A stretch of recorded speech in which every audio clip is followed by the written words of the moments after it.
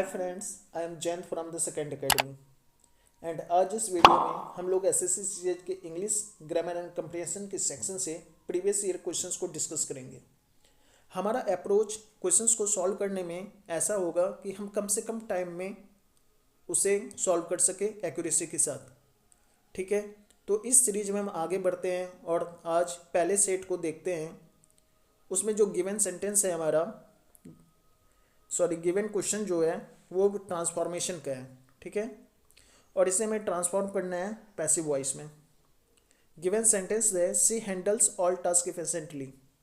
इसके कॉम्प्लेक्सिटी में नहीं जाके हम देखते हैं इसे सॉल्व करने का जो हमारा अप्रोच कैसा होना चाहिए। तो इसे जब हम ट्रांसफॉर्म करेंगे तो हम सबसे पहले सेंटेंस के वर्ब पैटर्न को देखेंगे। ठीक है, और जब यहाँ वर्ब पैटर्न को देखते हैं तो हमारा जो वर्ब फॉर्म है वो क्या है, V1 में है, हैंडल्स। ठीक है, और हम जानते हैं V1 को जब हम चेंज करेंगे पैसिव वॉइस में तो वो चेंज होके होगा ईज MR प्लस V3। अब यहाँ पर हैंडल्स है और ऑल टास्क क्या है मेरा यहाँ ऑब्जेक्ट, जो कि आगे जाके वो सब्जेक्ट बन जाएगा। तो ऑल टास्क के साथ क्या आना चाहिए, हैंडल्स मेरा कन्वर्ट होके होगा R V3 यानी आर हैंडल्ड, क्योंकि ऑल टास्क सब्जेक्ट होगा और वो फुलर फॉर्म में है, इसलिए हमारा वर्ब भी क्या होगा, फुलर फॉर्म में होगा। तो आर हैंडल्ड हमारे जिस ऑप्शन में होगा वो ऑप्शन क्या हो जाएगा, हमारा राइट आंसर हो जाएगा इस सेंटेंस के ट्रांसफॉर्मेशन का पैसिव वॉइस में। जब हम ऑप्शन ए चेक करते हैं तो आर बीइंग हैंडल्ड है, ऑप्शन बी में वर हैंडल्ड है, ऑप्शन सी में हैव बीन हैंडल्ड है और ऑप्शन डी में आर हैंडल्ड है। जिस तरह से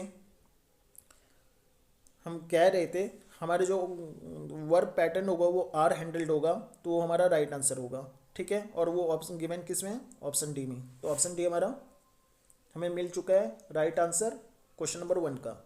क्वेश्चन नंबर 2 में देखते हैं तो क्वेश्चन नंबर 2 भी क्या है, वॉइस से ही रिलेटेड है, जहाँ पे हमें ट्रांसफॉर्म करना है एक्टिव वॉइस में। ठीक है, और जब इसके पैटर्न को देखते हैं वर्ब पैटर्न को, तो हमें यहाँ पे क्या मिलता है, वर्ड सरेंडर्ड। वर्ड सरेंडर्ड को हम ये पैसिव में है, और जब इसका एक्टिव होता है तो वो कौन होता है, V2। ठीक है, V2 फॉर्म अब वर्ब का जिस भी ऑप्शन में मिलेगा, क्योंकि हम जानते हैं V2 क्या हो जाता है, मेरा एक्टिव फॉर्म है, और V2 को जब हम पैसिव फॉर्म में लाते हैं तो वो हो जाता है वाज वर प्लस V3। और यहाँ पर गिवन है वर्ड सरेंडर्ड, जो कि क्या है, वर्ड V3 को फॉलो कर रहे हैं। ठीक है, वर्ड V3 के स्ट्रक्चर पर चल रहा है। तो अब हम इसे जब वापस से एक्टिव में लाएंगे तो वो हमें क्या मिलना चाहिए, V2 मिलना चाहिए, और सरेंडर्ड का V2 क्या हो जाएगा, सरेंडर्ड। तो सरेंडर्ड हमें जिस भी ऑप्शन में मिलेगा वो हमारा राइट आंसर होगा। तो जब हम ऑप्शन ए चेक करते हैं हैव सरेंडर्ड है, ऑप्शन बी को चेक करते हैं तो ओनली सरेंडर्ड यहाँ हमें मिल रहा है, इसके साथ ऑप्शन बी हमारा सही आंसर हो जाएगा। ठीक है, दे सरेंडर्ड ऑल वेपन्स, दे surrendered all weapons.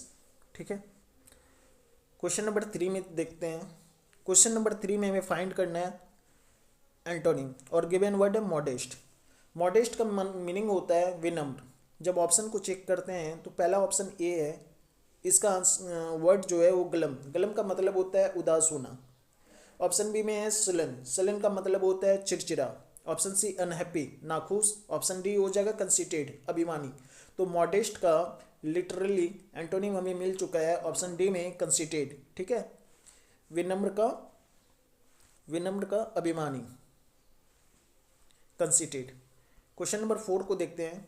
Question number 4 हमें सेंटेंस इम्प्रूवमेंट से रिलेटेड है। ठीक है, और इसे हमें इम्प्रूव करना है। गिवन सेंटेंस है the authorities are assured the people that they will look into the matter.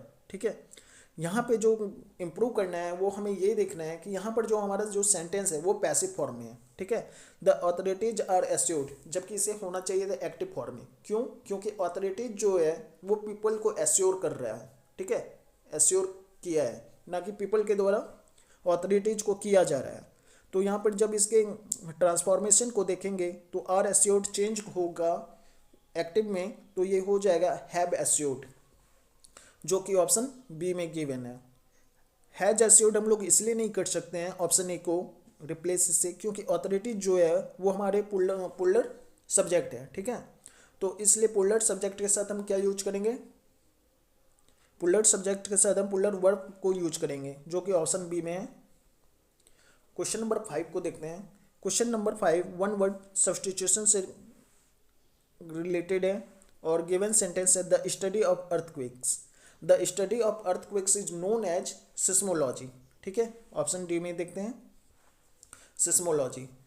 Other options को अगर देखते हैं तो वो है जियोलॉजी। जियोलॉजी क्या हो जाता है, जो हमारा अर्थ है उसके इनर पार्ट को, उसके क्रिएशन को अगर देखते हैं तो वो सब का जो स्टडी होता है वो किसमें, जियोलॉजी में करते हैं।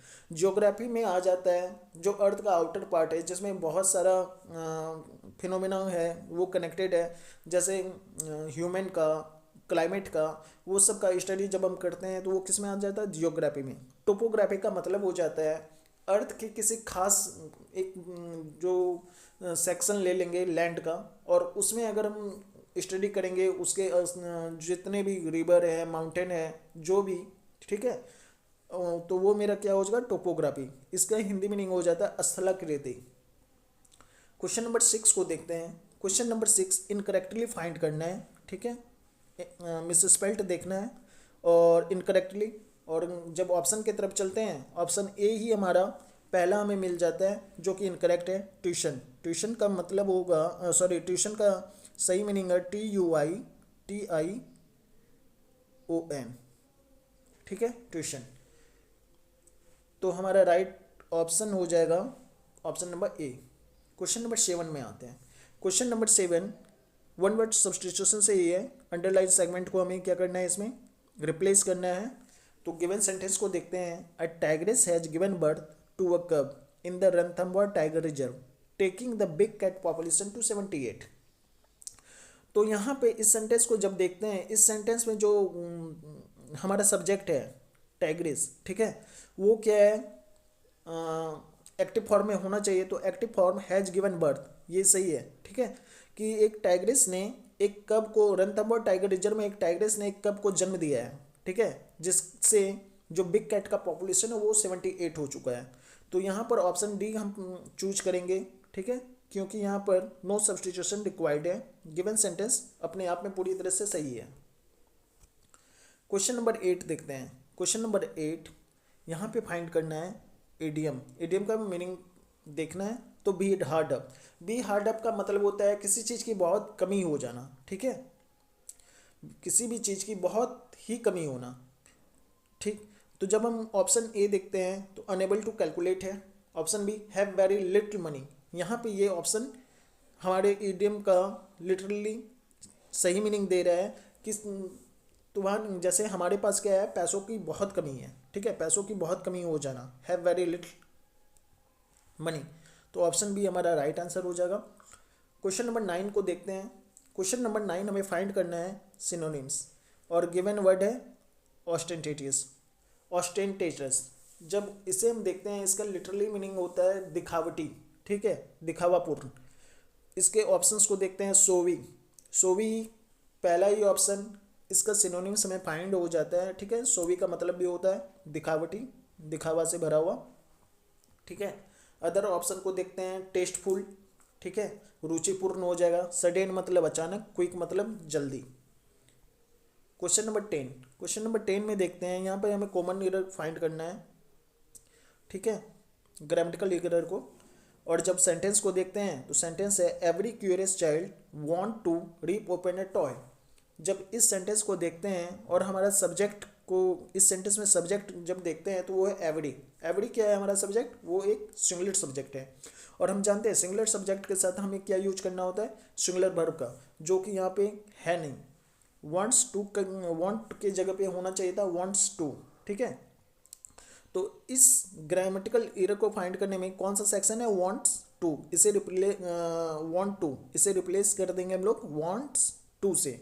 सिंगुलर सब्जेक्ट के साथ सिंगुलर वर्ब का यूज करते हैं। और ये हमारे किस ऑप्शन में अवेलेबल है, ऑप्शन नंबर डी,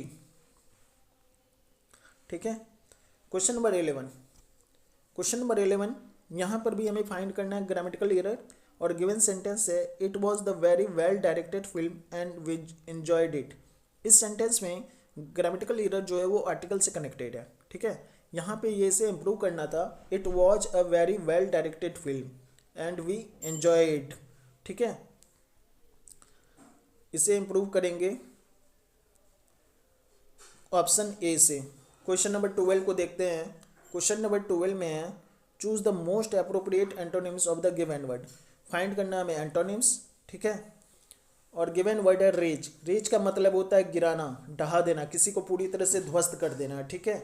जब हम ऑप्शन ए में आते हैं तो ऑप्शन ए क्या होता है, बिल्ड। बिल्ड मतलब है बनाना, ईज मतलब होता है आराम, कंफर्ट मतलब होता है राहत, रून मतलब होता है बर्बाद करना। तो यहाँ पर ऑप्शन ए को चेक करेंगे। ऑप्शन ए हमारा क्या होगा, एंटोनिम फाइंड हो जाएगा गिवन वर्ड रेज का। रेज का एंटोनिम बिल्ड। क्वेश्चन नंबर 13 देखते हैं। क्वेश्चन नंबर 13 हमारा नरेशन से रिलेटेड है और हमें फाइंड करना है डायरेक्ट स्पीच को। और यहाँ पर गिवन सेंटेंस है he asked me when I had book the flight tickets, ठीक है। जो इनडायरेक्ट स्पीच में यहाँ पर जो सेंटेंस है इसका जब सब क्लाउज देखते हैं I had book the flight tickets, ठीक है। ये कौन सा सेंटेंस से रिलेट कर रहे हैं, तो ये है हमारा पास्ट परफेक्ट टेंस, ठीक है। और पास्ट परफेक्ट टेंस में जब ये ट्रांसफॉर्म होता है तो उससे पहले ये 3 कंडीशन में हो सकता है। या तो रिपोर्टेड स्पीच हमारा प्रेजेंट परफेक्ट टेंस में हो तभी, या फिर वो सिंपल पास्ट टेंस में हो, या पास्ट परफेक्ट टेंस में हो, ठीक है। तो ये कन्वर्ट होके मेरा क्या बनेगा, पास्ट परफेक्ट टेंस में बन सकता है। और जब इसी के साथ हम अपने ऑप्शन को चेक करते हैं, ऑप्शन में गिवन जो मेरा रिपोर्टेड स्पीच है उसको बस चेक करते हैं, तो ऑप्शन ए में है when do you book the flight tickets, और ये क्या है, सिंपल प्रेजेंट टेंस, ये उस कंडीशन को फॉलो नहीं कर रहा है, ठीक है। सेकेंड ऑप्शन देखते हैं बी में, तो ये है मेरा when did you book the flight tickets, और ये एक कंडीशन मेरा फुलफिल कर रहा है, क्योंकि सिंपल पास्ट टेंस को जब हम इनडायरेक्ट में कन्वर्ट करते हैं डायरेक्ट स्पीच से, तो वो मेरा कन्वर्ट होके बनता है क्या, पास्ट परफेक्ट टेंस, जो कि यहाँ पर गिवन है, ठीक है, पास्ट परफेक्ट टेंस। और यहाँ पर क्या है मेरा, और हमें ये भी पता है जो इंट्रोगेटिव मेरा सेंटेंस होता है, ठीक है, डायरेक्ट स्पीच में, वो कन्वर्ट जब होता है इनडायरेक्ट में तो वो सिंपली अफर्मेटिव सेंटेंस का फॉर्म लेता है। और यहाँ पे जो है हमारा ऑप्शन बी इस क्वेश्चन का राइट ऑप्शन है, ठीक है। क्वेश्चन नंबर 14 देखते हैं। क्वेश्चन नंबर 14 गिवन है, वो है ग्रामेटिकल एरर फाइंड करना है। सेंटेंस है if the economy fails this year it reflect badly on the government. और इस सेंटेंस को देखने के साथ आपको समझ आ गया होगा इफ के वजह से ये कंडीशनल फॉर्म है, ठीक है। और ये कंडीशनल फॉर्म जब इफ में यूज होता है V1 के साथ, तो इसका जो सब क्लाउज होता है वहाँ पर क्या हो जाता है, वहाँ पर हम लोग यूज करते हैं विल का। If the economy fails this year it will reflect badly on the government, ठीक है। तो यहाँ पर जो सेक्शन में एरर है वो है this year it will reflect badly, जो कि ऑप्शन ए में है। क्वेश्चन नंबर 15 देखते हैं। क्वेश्चन नंबर 15 है fill in the blanks. Given sentence है the increasing concern about climate change point to the need for enhance effort towards sustain growth. Towards के साथ हम लोग यूज करते हैं V4 को। टुवर्ड्स यहाँ प्रीपोजिशन की तरह यूज होता है, और प्रीपोजिशन के बाद आने वाला जो वर्ब होता है वो V4 में होता है, ठीक है। तो इसी के साथ ऑप्शन ए में गिवन है V4 अचीविंग, ठीक है। क्वेश्चन नंबर 16 देखते हैं। Question number 16 one word substitute है, ठीक है। और गिवन सेंटेंस है to walk aimlessly. To walk aimlessly मतलब to walk aimlessly is known as amble. इसका मतलब हो जाता है जब आप आराम से टहल रहे होते हैं, ठीक है। क्रॉल का मतलब होता है, क्रॉलिंग का मतलब जब आप हाथ पैर के सहारे रेंगते हैं। स्प्रिंट का मतलब होता है थोड़ी दूर तक बहुत तेज गति से दौड़ना। और स्लीदर का मतलब होता है सांप की तरह, ठीक है, स्नेक की तरह बहुत स्मूथली रेंगना। तो यहाँ पे ऑप्शन ए हमारा हो जाएगा क्वेश्चन नंबर 16 का राइट आंसर। क्वेश्चन नंबर 17 में चलते हैं। क्वेश्चन नंबर 17 है ईडीएम फाइंड करना है। गिवन सेंटेंस है in the same breath. In the same breath का मतलब हो जाता है जब आप एक ही टाइम में दो अलग अलग बातें करते हो, जो पॉजिटिव भी सेंस कर रहा है और नेगेटिव भी कर रहे हैं, ठीक है, एक दूसरे को कॉन्ट्राडिक्ट करते हैं। तो जब हम ऑप्शन को देखते हैं तो ऑप्शन बी में हमारा सही आंसर है से two contradictory things at the same time. In the same breath का लिटरली ये आंसर है। क्वेश्चन नंबर 18 देखते हैं। क्वेश्चन नंबर 18 सिनोनिम्स फाइंड करना है और गिवन वर्ड है रिटेलिएट। रिटेलिएट का मतलब होता है बदला लेना। बदला लेना मतलब ऐसा नहीं किसी के साथ कुछ बुरा करके नहीं, आपके साथ उसने जैसा बिहेव किया है आपने सेम बिहेव उसके साथ किया, ठीक है, रिटेलिएट का ये मीनिंग होता है। और जब हम देखते हैं इसका पहले ऑप्शन को, क्लैप, क्लैप का मतलब होता है ताली बजाना, रिएक्ट मतलब होता है प्रतिक्रिया देना, फैसिलिटेट का मतलब हो जाता है सुविधा देना और रोटेट मतलब हो जाता है घुमाना। तो यहाँ पर जो ऑप्शन बी है इसका सिनोनिम्स है रिटेलिएट का रिएक्ट। क्वेश्चन नंबर 19 देखते हैं। क्वेश्चन नंबर 19 भी क्या है, हमें फाइंड करना सिनोनिम से। एवर्ट, एवर्ट का मतलब होता है किसी बुरे घटना को होने से रोक देना, बदल देना, ठीक है, एवर्ट। जब ऑप्शन को देखते हैं, ऑप्शन ए परमिट। परमिट मतलब क्या होता है कि आप किसी को अपनी सहमति दे रहे हैं, ठीक है। कन्फ्रंट मतलब हो जाता है किसी का सामना करना। फेस का मतलब हो जाता है चेहरा, या प्रिवेंट का मतलब हो जाता है रोकना, ठीक है। तो यहाँ पर ऑप्शन क्वेश्चन जो हमारा वर्ड एवर्ट उसका सिनोनिम्स हमें ऑप्शन डी में मिल रहा है प्रिवेंट। क्वेश्चन नंबर 20 में आते हैं। क्वेश्चन नंबर 20 हमें फाइंड करना है ना ग्रामेटिकल एरर। गिवन सेंटेंस है no one were present when I entered the hall. Friends यहाँ पर जो सेक्शन है वो पहले सेक्शन में ही हमें एरर फाइंड हो रहा है, ठीक है, मिल रहा है, क्योंकि नो वहाँ पर क्या है हमारा सिंगुलर सब्जेक्ट, और सिंगुलर सब्जेक्ट होने की वजह से यहाँ पे हमारा वर्ब भी क्या होना चाहिए था, सिंगुलर ही होना चाहिए था। तो यहाँ पर वर्ब की जगह क्या हो जाएगा, वर्ब की जगह होना चाहिए था was. No one was present when I entered the hall, ठीक है। तो इस सेक्शन में हमें एरर फाउंड हो चुका है, ठीक है। तो इस वजह से हम क्या करेंगे, ऑप्शन ए को मार्क करेंगे। क्वेश्चन नंबर 21 से 25 क्लोज पैसेज है, और मैं आप लोगों को सजेस्ट करूंगा जब भी हम क्लोज पैसेज को बनाते हैं, सॉल्व करते हैं, आप एक बार क्या करें उस पूरे पैसेज को पढ़ ले। पैसेज को पढ़ने से क्या होगा ना, आपको उसका थीम समझ आ जाएगा, ठीक है। तो अब यहाँ पर देखते हैं the rise in the Irrawaddy dolphins in Chilika can be attributed to the eviction of fish enclosure after thousand of hectares of Chilika lake were made dash free. Irrawaddy dolphins found an obstructed area for movement. Due to the COVID-19 lockdown last year, there were comparatively fewer tourist boats on Chilka Lake, which made it dash for dolphins to move from one part to the another. अब जब इसे solve करते हैं तो देखते हैं the rise in Irrawaddy dolphins found in Chilika can be attributed. जब option को देखते हैं तो ऑप्शन गिवन है population, clan, native, inhabitants. Irrawaddy dolphins का राइज हो रहा है किस में, तो हम यहाँ एक ऑप्शन हमें मिल रहा है पॉपुलेशन, ठीक है, पॉपुलेशन को टिक करेंगे। अदर ऑप्शन में क्लान हो जाता है वंश, नेटिव से हो जाता है वहाँ का देशवासी, इनहेबिटेंट्स मतलब हो जाता है निवासी, ठीक है। तो population, the rise in the Irrawaddy dolphins population in Chilika can be attributed to the eviction of dash. यहाँ पर राइज हो रहा है पॉपुलेशन में इरावदी डॉल्फिन का, और उसका कारण क्या है, कैन बी एट्रीब्यूटेड टू, कारण क्या है, eviction of fish enclosure. Fish enclosure मतलब ऑप्शन को देखते हैं अनवारंटेड, ठीक है, इलीगल, इलिजिटमेट, अनकॉन्स्टिट्यूशनल। तो फिश इनक्लोजर किस तरह का फिश इनक्लोजर है, अवैध, ठीक है, तो उसे हम इलीगल के साथ ले चलेंगे। इलिजिटमेट मतलब होता है अवैध बनाना, अनकॉन्स्टिट्यूशनल होता है असंवैधानिक, और अनवारंटेड होता है जिसकी ज़रूरत ना हो, ठीक है। तो यहाँ पर ऑप्शन बी हमारा कोलोकेशन कर रहा है फिश इनक्लोजर के साथ। After thousands of hectare of Chilika lake were made dash free, ठीक है, थाउजेंड्स ऑफ चिल्का लेक बनाए गए क्या, कौन से फ्री है, ऑप्शन को देखते हैं ट्रेस पास फ्री, कॉन्स्पिक्शन फ्री, इंटरवेंशन फ्री और इंक्रोचमेंट फ्री। तो ऑप्शन डी हमारा यहाँ पे इंक्रोचमेंट फ्री सही है, मतलब अतिक्रमण फ्री किया गया है। ठीक है। Irrawaddy dolphins found unobstructed area for movement. Irrawaddy dolphin जो है अनऑब्स्ट्रक्टेड एरिया उसे मिला है मूवमेंट करने के लिए।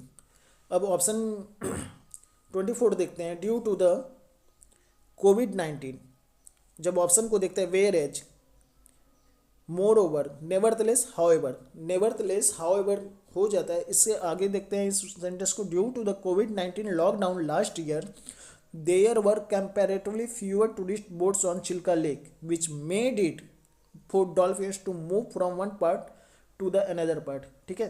तो एक रीजन तो वहाँ पर है, एक रीजन हमें पीछे मिल चुका है। क्या? जितना इलीगल फिश इनक्लोजर था उसे क्या किया गया, हटा दिया गया है। ठीक है। और दूसरा रीजन दिया है, मतलब पहले रीजन तो हम क्या लेंगे यहाँ पे, मोर ओवर, इसके अलावा भी। इसके अलावा ड्यू टू द कोविड-19 lockdown last year where were comparatively fewer tourist boats on Chilika lake which made it, जब ऑप्शन को देखते हैं, which made it hurtful conducive, hurtful, detrimental, disturbing. तो यहाँ पर जो हमारा पॉजिटिव है, क्योंकि ये पॉजिटिव सेंस में आना चाहिए था, तो विच मेड इट कंड्यूसिव, यानी कंड्यूसिव का मतलब होता है सहायक, for dolphins helpful, which made it conducive for dolphins to move from one part of the lake to another. ठीक है। हर्टफुल का मतलब हो जाता है किसी को चोट पहुंचाने से भरा, डेट्रीमेंटल हो जाता है आपका हानिकारक, डिस्टर्बिंग होता है परेशानी से भरा हुआ। ठीक है। और इसी के साथ ये जो है हमारा पूरा सेट कंप्लीट होता है। अगर आपको ये पसंद आया या इसमें कुछ और भी मुझे इम्प्रूव करना है तो आप ज़रूर मुझे कमेंट करें, और अगर ये पसंद आ रहा है तो आप प्लीज़ इसे लाइक भी करें और सब्सक्राइब करें। Thank you.